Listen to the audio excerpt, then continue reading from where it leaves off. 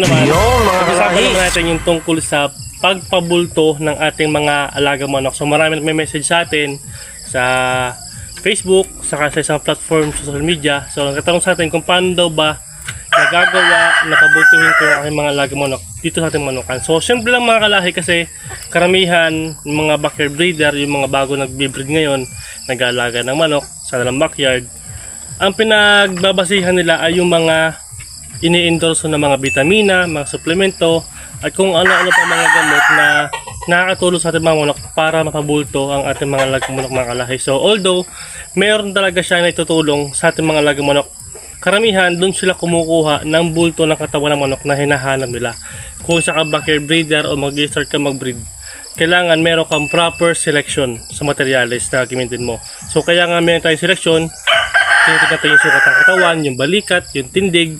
So yung mga kalahi, isa yun sa pamamaraan para makabultong mo yung alagang manok. Kailangan ang materials na gamitin mo sa breeding, yung inahin unang-una, malaki ang balikat, maganda ang sukat, buong-buo ang katawan, magandang bone structure. Doon nakukuha ng ating mga alagang sisiw ang laki ng katawan na binibigay ng ating mga inahin sa kanilang mga anak. Kaya kailangan malaki ang katawan ng inahin mo, malaki ang katawan ng broodstag o broodcock.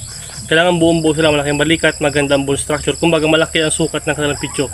So doon mga kalahi, isa yun sa mga sekreto na dapat mong malaman, kasi kapag ganun kaganda yung mga materials na gamit mo, magiging anak nila, ganun din yung mga kalahi.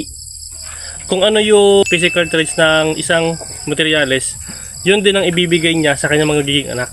Kaya mga kalahi, hindi tayo mahirapan magpalaki o magpabulto ng ating mga alagang manok kung tama ang ating gagawing breeding selection sa ating mga materyales. Kailangan malaki para hindi kayo mahirapan, para less gastos na din. Piliin nyo yung mga gandang materyales.